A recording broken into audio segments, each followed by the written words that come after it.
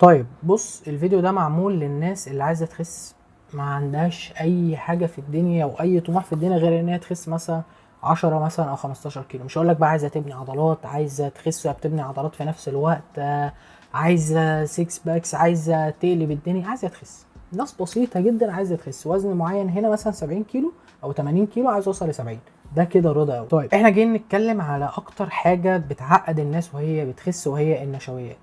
لان في ناس كتير بتقطع نشويات، في ناس كتير ما بتحبش النشويات، في ناس كتير شايفه ان النشويات هي مضره اصلا، وشايفه ان هي ما ينفعش تكون في الدايت بتاعها. فخلينا نتكلم عن النشويات ونفهم عنها اكتر، واعرفك ان انت ممكن تاخد اي نوع من النشويات انت بتحبه في الاكل بتاعك. لان انا مش عايزك تبص على الاكل بنظريه الابيض واسود او الرمادي وابيض تقريبا، يعني حاجه زي كده، ان في اكل يعني من الاخر حلو واكل وحش، اكل مفيد واكل مش مفيد، اكل مضر واكل مش مضر. النشويات زيها زي اي عنصر غذائي موجود في الاكل بتاعنا حوالينا. فكرته العلميه ان موجود بشكل بسيط وبشكل معقد. شكل بسيط يعني لا بياخد وقت في الهضم ولا بياخد وقت في الامتصاص. شكل معقد عكس كده، بياخد وقت في الهضم ووقت في الامتصاص. طيب زي ايه مثلا؟ يعني السكر مثلا اللي احطه في كوبايه الشاي دي لا بياخد وقت لا في الامتصاص ولا في الهضم. طيب لو جبت طبق شوفان وكلته، ده هياخد وقت في الهضم وهياخد وقت في الامتصاص. الاتنين نشويات عموما، يعني لان الناس فاكره ان النشويات هي الرز والمكرونه بس، وان السكر بقى والشوكولاته والحاجات دي هي اسمها سكريات. هو عموما اسمها العلمي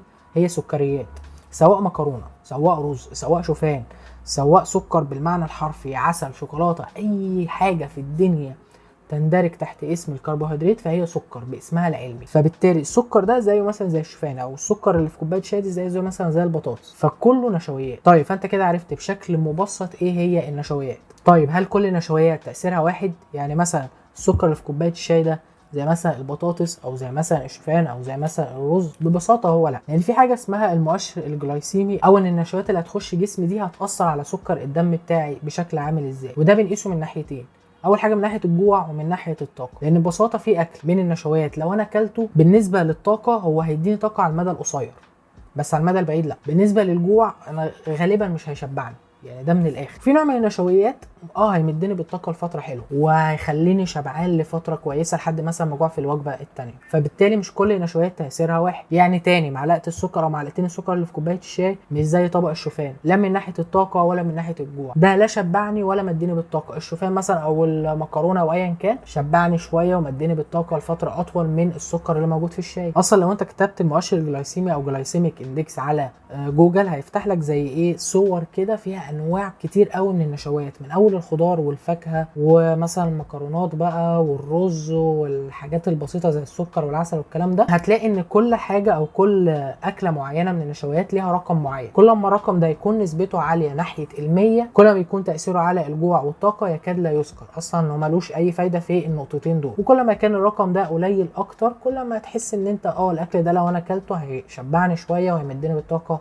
بشكل اطول شويه. خلي بالك انا هنا مش بعارض الكلام اللي انا قلته في الاول، وده هنوضحه دلوقتي. وبالتالي من الاخر لما تيجي تقارن انواع نشويات مختلفه هتلاقي ان تاثيرها على الجسم عمره ما هيكون واحد، او عمره ما هيكون متساوي بين نوعين مختلفين من النشويات. فانت دلوقتي معاك النشويات بشكل مبسط من شكلها البسيط والمعقد وتاثيرها على الجسم. بس هل ده برضو معناه ان انا ابص للاكل بنظره ان ده كويس وده مش كويس، او ده مضر وده مفيد؟ برضو لا. ليه؟ لان ببساطه كل حاجه ليها وقتها وليها الكميه اللي انت المفروض تاخدها منها. يعني مثلا لو انت عايز شوكولاتايه، هل الشوكولاتايه دي احسن حاجه؟ زي ما فهمنا هي لا، هي مش احسن حاجه لما نيجي نقارنها مثلا بانواع التانية بقى من الخضار والفاكهه والرز والمكرونه وكل الكلام ده. تمام انا معاك، بس هل انا اكل كله شوكولاته؟ انا دلوقتي انا بكلمك بحساب السعرات. لو انت مثلا بتاخد 2000 سعر حراري، هل 2000 سعر حراري انت بتاخدهم كلهم شوكولاته، ولا هي مثلا شوكولاتايه واحده في اليوم؟ في الغالب هتكون شوكولاتايه واحده في اليوم. وهو ده المفروض اللي يحصل، ان انت ما ينفعش تخلي اكلك كله 100% اكل انت ما بتحبوش نوعا ما، او انت شايف ان هو مفيد فانت بتاكله سواء بقى انت بتحبه او لا. واللي انا شايفه واللي الناس كتير قوي شايفاه وخصوصا بره، ان انت تخلي اكلك بنسبه 80% اكل صحي واكل مفيد زي ما احنا لسه شارحين وتاثيره على الجسم هيكون عامل ازاي، و20%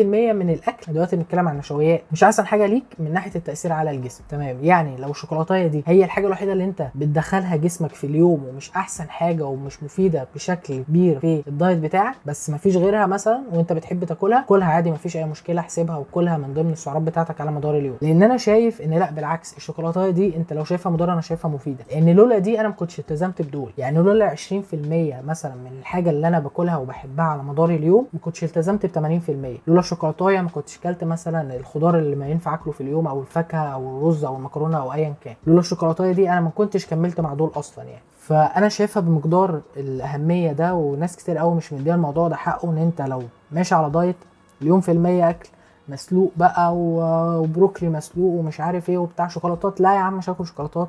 سكر، لا يا عم انا مش عايز حاجه فيها سكر ايا كان. بيهربوا من الاكل اللي هم بيحبوه في سبيل ان هم عاملين دايت. على العموم انا مش هعمل الفيديو ده عشان اطول عليك، انا بس قلت افهمك ان انت ينفع تدخل حاجه اللي انت بتحبها وانت بتخس، خصوصا من النشويات، لان هي اكتر حاجه الناس بتخاف منها بشكل كبير في الدايت بتاعك. في حاجه واحده بس لازم ننبه عليها، ان انت لو بتتمرن وهدفك ان انت تزيد عضلات وانت بتخس خصوصا، ففي اوقات ما ينفعش تدخل فيها انواع معينه من النشويات. هل ينفع تدخلها في اوقات تانية؟ ينفع، بس في وقت معين، وهي وقت وجبه قبل التمرين او الوقت اللي انت بتاكل فيه الوجبه قبل ما تروح تتمرن. هو ده الوقت اللي لازم تدخل فيه انواع معينه من النشويات، وانواع تانية لا، انواع ينفع وانواع ما ينفع. بس ده ما كانش موضوع الفيديو، احنا اتكلمنا عن بس ازاي تهندل النشويات او ازاي تظبطها بان هي تكون في الدايت بتاعك بجزء بتحبه وجزء مفيد وصحي. اما بالنسبه لانواع النشويات المعينه اللي لازم تكون موجوده في وجبه قبل التمرين، ده هيكون في فيديو تاني اصلا هنتكلم فيه عن وجبه قبل التمرين، اهميتها، لان انا شايف ومش لوحدي ان وجبه قبل التمرين يعتبر من اهم الوجبات